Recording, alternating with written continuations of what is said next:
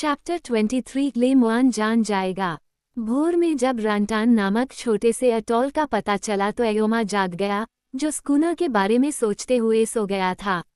Dick ने वादा किया था कि आज वे उस पर सवार होंगे और उसके अंदर का डोंगी निर्माता काम पर लग जाना चाहता था और लड़का लड़का उसे चलाना चाहता था।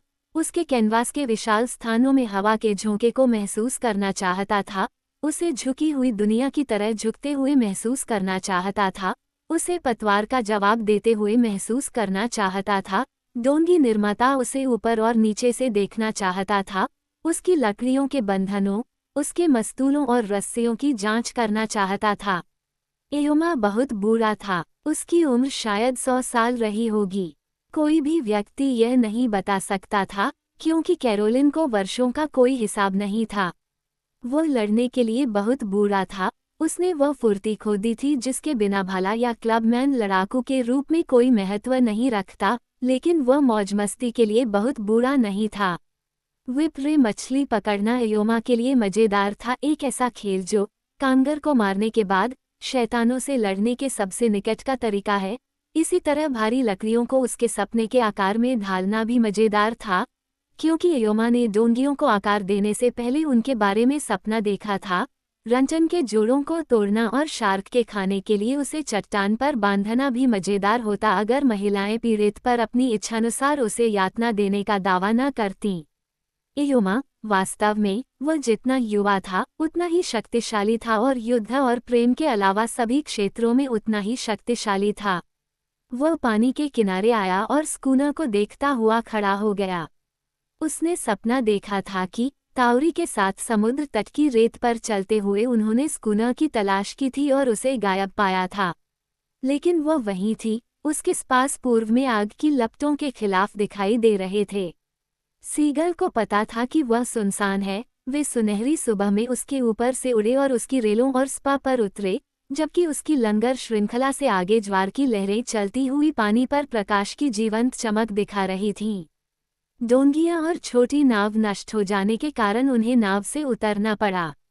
एक क्षण के लिए बूढ़ा आदमी टूटी हुई डोंगियों की हड्डियों और बेचारी पुरानी नाव के तख्तों को देखता रहा। कैरोलिन का मछली पकड़ने वाला बेड़ा भी उसी तरह चला गया था जैसे लड़ाकू बेड़ा चला गया था। फिर भी देवताओं ने क्षतिपूर्ति कर दी थी, क्योंकि वहां स्कूना पड़ा था, जो कैरोलिन के सभी बेड़े से अधिक शक्तिशाली था, और वहां उसकी नाव पड़ी थी, एक सुंदर 4 पंख वाली डबल एंडा, नक्काशीदार निर्मित, सफेद रंग की, आंखों को आनंद देने वाली। कल कभी कभी उसने उसे बाहर और भीतर से देखा था। आज सुबह जब उसकी नज़र फिर से उस पर पड़ी, तो उसके मन में नए विचार और नई दृष्टि आई। डोंगियां, इन चीज़ों के अलावा वे क्या थे, और अब डोंगियां क्यों बना रहे हैं? उन विशाल पेड़ों के तनों को क्यों खोखला और आकार दे रहे हैं जिन पर वे कई हफ्तों से मेहनत कर रहे थे, जबकि उनके हाथ में डोंगियों के किसी भी बेड़े से बेहतर कुछ था। अगर ताउरी उत्तरी द्वीप पर उन लोगों पर हमला करना चाहता था, तो उसने स्कूनर से हमला क्यों नहीं किया? एक पूरे बेड़े को एक टुकड़े में, ऐसा कहा जा सकता है। जब वह इस नए विचार पर विचार कर रहा था, डिक, जो सुबह जल्दी उठ गया था, कटाफा के साथ पेड़ों के बीच से उसकी ओर आया। ताउरी, डोंगी बनाने वाले ने कहा, हम उसके स्कूनर पास जाएंगे, तुम और मैं। वो हमारी है और मैं नहीं चाहता कि कोई और उसे छुए या कोई पैर उस पर रखे जब तक कि हम अकेले उसके साथ कुछ समय तक न रहें। मेरी मदद करो। उसने नाव के किनारों पर हाथ रखा और बोलते हुए डिक, दूसरे की तरह ही उत्सुक था, उसने कटवा को मदद के लिए पुकारा और दूसरी तरफ चला गया। दोनों ने मिलकर उसे पानी में उतारा और पानी में डूब गए। एयोमा ने नाव में चप्पू चलाना सीख लिया था। उसके लिए भारी राख का झोंका कोई मायने नहीं रखता था, और जब नाव लैगून की चमक को पार कर रही थी, तो काटाफा, जिसके पैर रेत पर उठती छोटी छोटी लहरों से धुल रहे थे, खड़ी होकर उन्हें देख रही थी। डिक ने उसे अपने साथ चलने के लिए नहीं कहा था। ऐसा लग रहा था मानो स्कूना उनके बीच प्रतिद्वंद्वी की तरह आ गया था, एक ऐसी चीज जो फिलहाल उससे ज्यादा वांछनीय थी। वह अब वही महसूस कर रही थी जो उसने पहले महसूस किया था, लेकिन ज्यादा अस्पष्ट रूप से। उसे हमेशा से ही छोटे जहाज़ों पर भरोसा नहीं था, किरनी के पॉकेट चाकू और सरलता से बने उन मॉडलों पर, बाहरी दुनिया के उन संकेतों पर, एक अस्पष्ट बाहरी दुनिया पर जो किसी दिन उनके वातावरण में घुस सकती थी और उसे डिक से अलग कर सकती थी।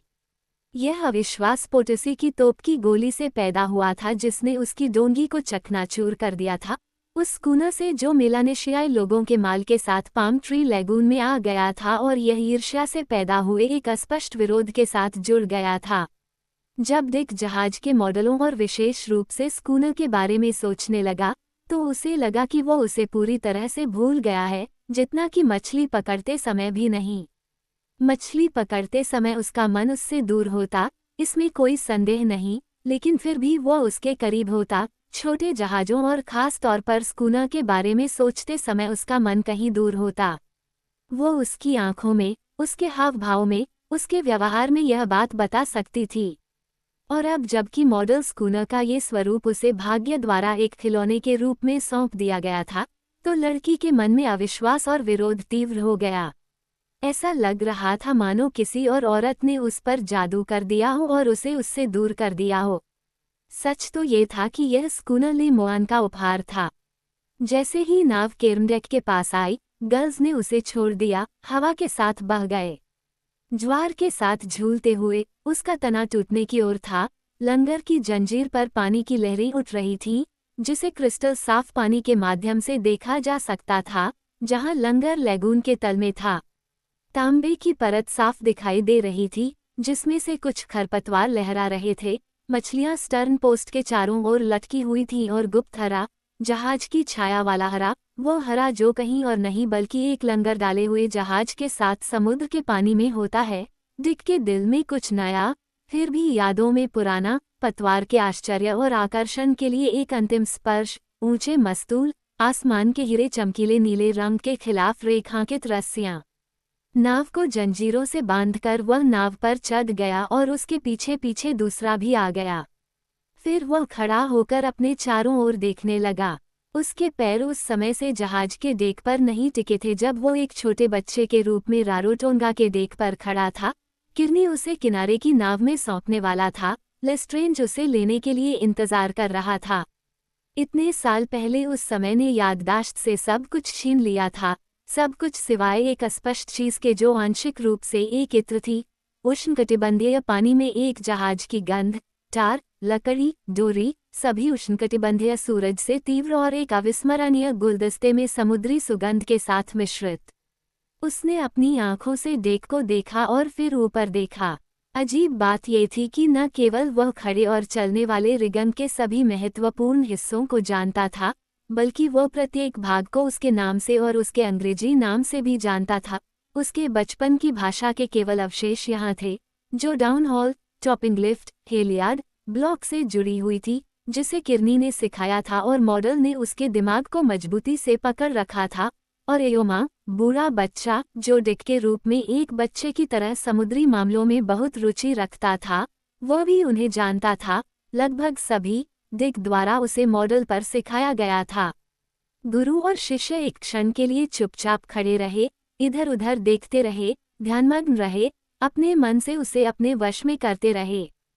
फिर शिष्य अचानक ताली बजाते हुए रस्सियों पर झूलते हुए इधर उधर दौड़ने लगा, अपना सिर इधर उधर घुमाता, कभी नाव में, कभी फोकल हैच में।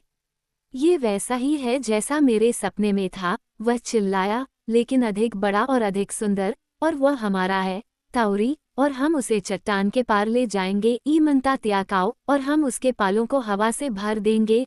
वो हवा को खा जाएगी, सभी द्वीपों में डोंगियों के लिए हवा नहीं बचेगी। जब वो बकबक कर रहा था और इधर उधर भाग रहा था, बीच बीच में उसका चेहरा बंदरगाह की ओर मुड़ जाता था, मानो वह कुछ ढूंढ रहा हो।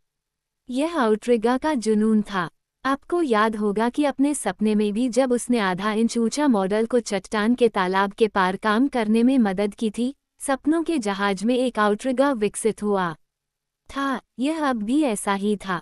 पैतृक और व्यक्तिगत अनुभव के कारण नौकायन शिल्प के मेकअप के हिस्से के रूप में आउट्रिगा ने अपने आप को उसके दिमाग में इस तरह से स्थापित कर लिया था। कुछ कमी थी। तर्क ने उसे बताया कि कुछ भी कमी नहीं थी, कि स्कूनर में इतनी चौड़ाई और गहराई थी कि वह हवा और समुद्र का सामना बिना पलटे कर सकता था। फिर भी जब कभी कभी वह धनुष की ओर देखता था, तो उसे एहसास होता था कि उसके बाएं हाथ की ओर कुछ कमी थी, कुछ ऐसा जिसकी अनुपस्थिति उसे स्थिरता प्रदान करने के लिए असुरक्षित महसूस कराती थी। डिक ने बिनेकल में लगे कंपास पर नजर डाली, जिससे वह कुछ भी नहीं समझ पाया। उसने अपना ध्यान पहिए की ओर लगाया। उसने पहले कभी किसी तरह का पहिया नहीं देखा था और उसे इस अजीबोगरीब उपकरण के इस्तेमाल का कोई अंदाजा नहीं था। किरनी के सभी जहाज टिलर से लैस थे। एयोमा भी उतना ही हैरान था। ले मुआन को पता चल जाएगा, उसने कहा, और वे लोग भी जो उसके साथ लाए थे। लेकिन देखो, ताओरी, वह सैलून हैच के पास खड़ा था और नीचे की ओर इशारा कर रहा था। वह डेक पर काफी बहादुर था, लेकिन ले मुआन की तरह स्कूना का अंदरूनी हिस्सा उसे डराता था। वह अपने जीवन में कभी सीढ़ियों से नीचे नहीं गया था, न ही एक कदम देखा था, न ही डिक ने। सीढ़ियों से नीचे की ओर झांकना, नीचे की चटाई, सैलून के दरवाजे से आती धुंधली रोशनी ने डिक को भयभीत किए बिना मोहित कर लिया, और दूसरे को डेक पर रहने के लिए छोड़कर वह सावधानी से कदम दर कदम नीचे आया, बीच बीच में सुनने के लिए रुकता हुआ। सैलून में वह खड़ा होकर अपने इर्द गिर्द एक सभ्यता की करतूत को देख रहा था जिसके बारे में वह कुछ भी नहीं जानता था। जगह अव्यवस्थित थी, लड़ाई के बाद से कुछ भी सीधा नहीं किया गया था जो अभी भी साक्ष्य के रूप में मौजूद था। चारपाई बिस्तर इधर उधर फेंका हुआ था, एक पानी की बोतल फर्श पर उन कपड़ों के बीच बिखरी हुई थी जो कभी रंटन और कार्लिन के थे। उसने डेक पर लाए गए झूलते हुए लैंप के कंपास और अटैचमेंट, कुर्सियों, आफ्टर केबिन के दरवाजे, रोशनदान और पोर्टहोल के शीशे, वो टेबल जिस पर रंटन ने ले मुआन को पकड़ रखा था, रैक में रखी राइफलें और बीचकॉम्बर और उसके साथी द्वारा इस्तेमाल की जाने वाली 2 राइफलें एक कोने में साफ सुथरी खड़ी थीं और उस घातक काम का इंतजार कर रही थी जिसे ले मुआन ने विफल कर दिया था।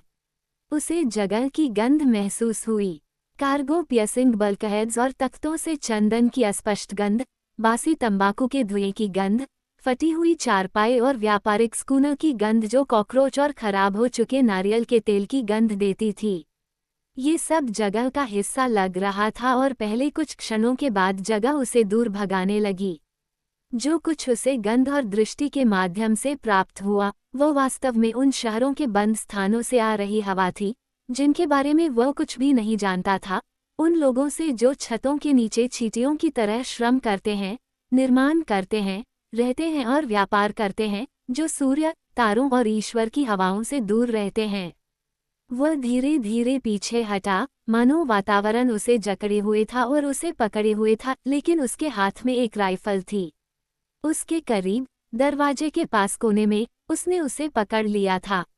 उसकी पैनी नज़र ने नाव में रंटन द्वारा इस्तेमाल की जाने वाली चीज़ का रूप ले लिया था, वह चीज़ जो इतनी ऊंची आवाज़ में बोलती थी और इतनी दूरी से मारती थी, और अब, मौत के सौदागर को अपने हाथ के इतने करीब देखकर, वह उसका विरोध नहीं कर सका।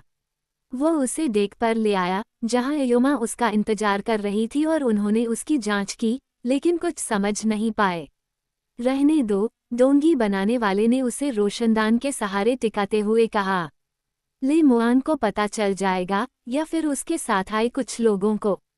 उसने इधर उधर देखा, कुछ बात उसके दिमाग में घूम रही थी।